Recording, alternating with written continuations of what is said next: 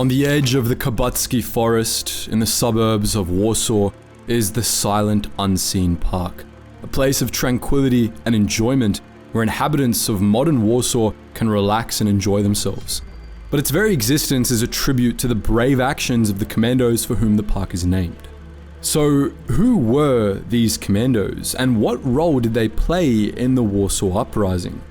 In this video, we'd like to shed some light on a few of those names and stories which should not be forgotten.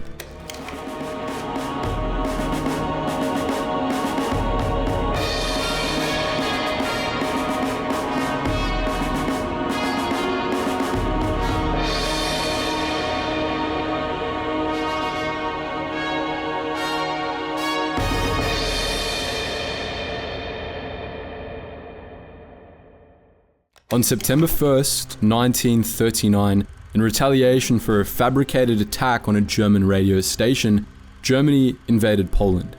With 1.5 million men, more than 2,000 tanks, and around 1,300 planes, the rapid speed of the German advance took Poland largely by surprise. Despite gallant resistance, the nation fell. World War II had begun, and Poland had entered the bitter years of occupation and pacification. But Poland still had a role to play in the conflict that would follow. Over 100,000 troops escaped Poland, and serving right across Europe as the battle against Axis forces intensified. 2,613 would volunteer for a special unit, conducting long-range missions deep behind enemy lines. This unit was the Cichociemni, the Silent Unseen. The idea for the Silent Unseen came from Captain Jan Gorski and Maciej Kalenkiewicz, who were impressed with the potential of an airborne paratroop force.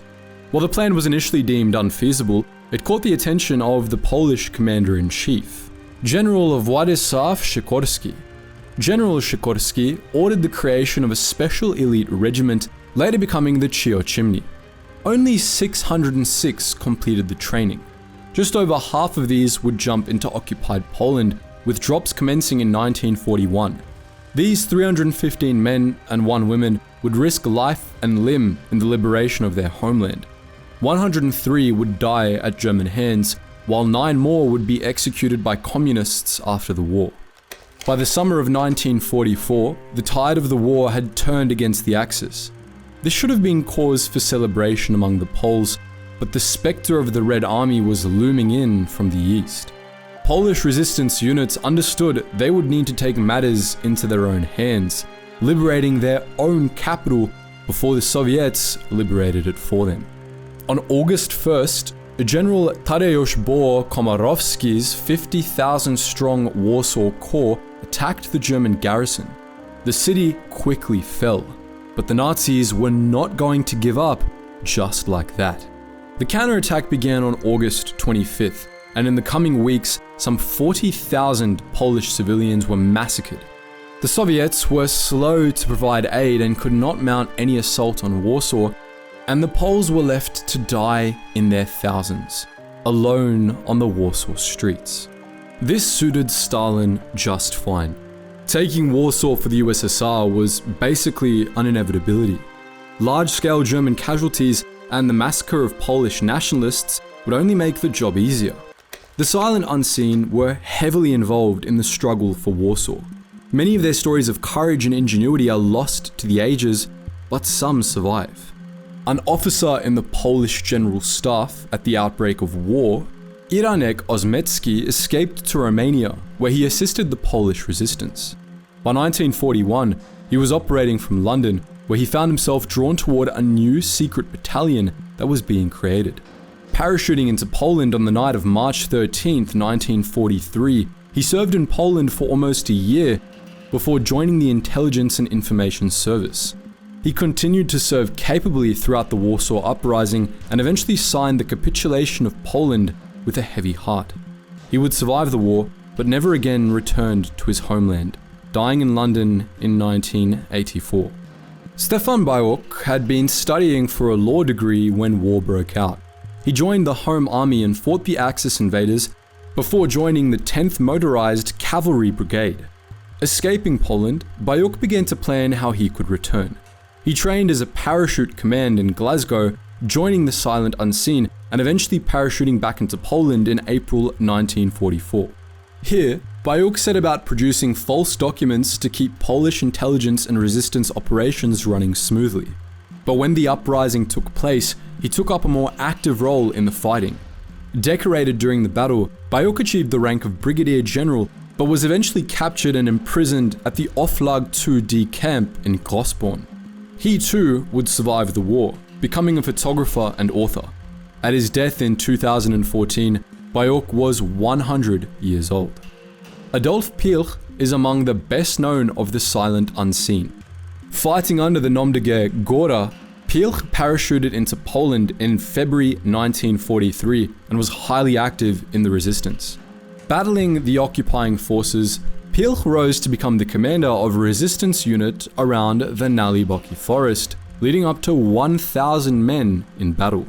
Soviet partisans were nominally the allies of the Poles, but the USSR was bitterly opposed to Polish self-determination.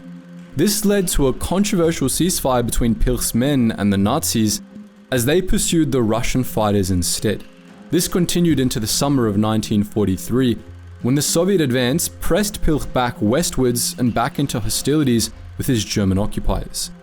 Desperate to liberate Warsaw before the Soviets could reach it, Pilch and his comrades were highly effective during the uprising, offering support with repeated raids from the Kampinos forest. An attack on September 2nd saw 350 SS casualties with 250 killed. As the Red Army made its way across Poland, Pilch fled to Britain. He would not see his home country again until the end of communism in 1990. He received a number of decorations during the war and would pen a successful memoir in 1992. Jankowski did not set out to be a soldier. He was an architect and an assistant lecturer at the Warsaw University of Technology. The German invasion changed all of that, and Jankowski fought in the resistance units until he was captured by Soviet forces, still allied to the Nazis. After escaping from captivity, Jankowski made his way to the United Kingdom, where he began training as a commando.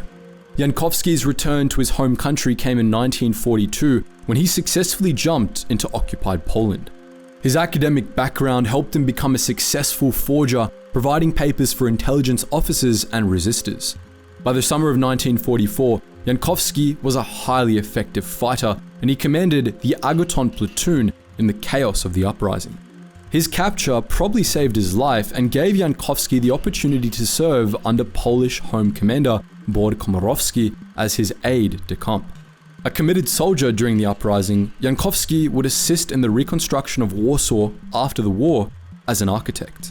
One of the elder members of the Silent Unseen, Kontrim was already 40 by the time war broke out.